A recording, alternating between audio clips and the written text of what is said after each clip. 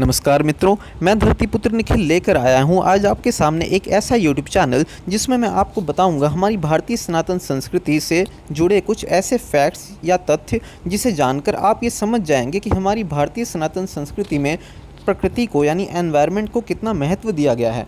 हमारी भारतीय वैदिक संस्कृति से जुड़े कोई भी पूजा पाठ, कर्म कांड, उपाय या रीति रिवाज इत्यादि ऐसे नहीं हैं जिससे प्रकृति का या किसी का कोई भी नुकसान होता हो, बल्कि हर एक पूजा, हर एक पाठ, हर एक उपाय और रीति रिवाज और हर एक सकाम कर्म इसी तरीके से बनाए गए हैं जिसमें कुछ ना कुछ साइंटिफिक फैक्ट्स और लॉजिक जुड़े हैं, जिससे कुछ ना कुछ किसी ना किसी का भला होता है, प्रकृति का भला होता है, एनवायरनमेंट के लिए कुछ अच्छा होता है और प्रकृति का भला यानी सबका भला।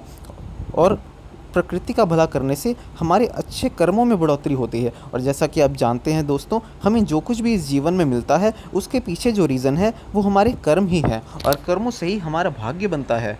दोस्तों, आज के इस भौतिक और वैज्ञानिक युग में कोई भी राह चलता हमारी संस्कृति के बारे में कुछ भी अनाप शनाप बक देता है, कोई भी इल्ज़ाम लगा देता है और कहता है कि तुम्हारा रिवाज खोखला है, ये रॉन्ग नंबर है। और हम लोग जो इतने ओपन माइंडेड हैं, इतने खुले विचारों के हैं कि किसी भी बात को बहुत अच्छे से सुनते ही नहीं हैं, बल्कि मान भी लेते हैं और कहीं ना कहीं उनकी बातों से एग्री कर जाते हैं, बिना ये जाने कि ऐसे लोग अपने रिलीजन को लेकर कितने कट्टर हैं और किस तरह पूरी कट्टरता से अपने रिलीजन के ठेकेदारों की बताई हुई हर सही गलत बात का पालन करते हैं।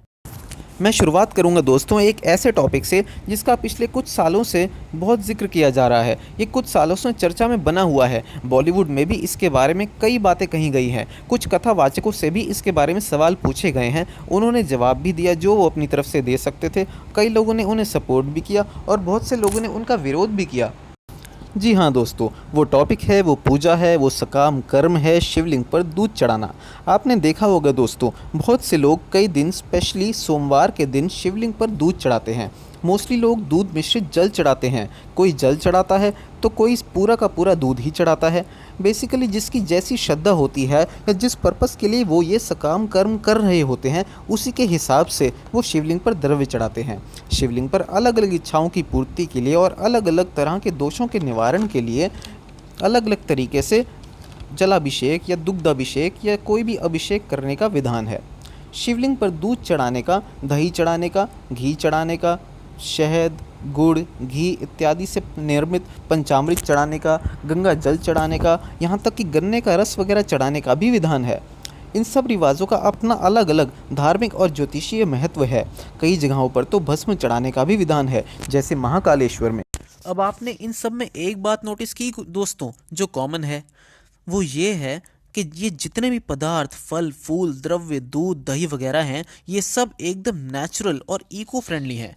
कोई भी चीज़ केमिकल या एनवायरनमेंट को नुकसान पहुंचाने वाली चीज़ से नहीं बनी। अब जो मेन बात है दोस्तों वो सुनिए। दरअसल प्रॉब्लम ये है कि हम अपनी संस्कृति को, अपने शास्त्रों को भूलते जा रहे हैं और उनका सही ढंग से पालन नहीं कर रहे हैं। आपने कभी नोटिस किया है दोस्तों, अधिकतर पुराने ज़माने के मंदिरों में शिवालय जो होता था वो थोड़ा हट के थोड़े खुले स्थान में होता था। और कभी आपने शायद सुना भी हो कि शिवलिंग को घर पर नहीं रखना चाहिए। इसी तरह मंदिरों में भी शिवालय मेन अंदर के मंदिर से थोड़ा हट के, थोड़ा अलग बना होता था, थोड़ा सा प्राकृतिक स्थान पर बना होता था। इसके पीछे एक पौराणिक कथा भी है दोस्तों, जो शायद आपने कभी सुनी हो। माता पार्वती ने जब शिवजी से महल बनवाने की इच्छा प्रकट की तो शिवजी ने कहा कि हम प्रकृति से जुड़े हैं, महलों में नहीं रह सकते।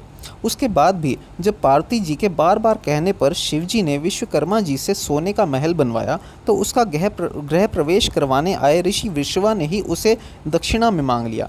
और शिवजी जो भोलेनाथ हैं, बहुत ही खुले दिल के हैं, उन्होंने वो महल उन्हें दे भी दिया। और बाद में यही महल विश्वा ऋषि ने अपने पुत्र कुबेर को दिया और कुबेर से उसके सौतेले भाई रावण ने छीन लिया और वही महल सोने की लंका के नाम से विख्यात हुआ। और क्योंकि शिव जो प्रकृति से जुड़े हैं वो प्रकृति से ही जुड़े रहे, प्रकृति में ही रहे, यानी कैलाश के पर्वतों में ही रहे।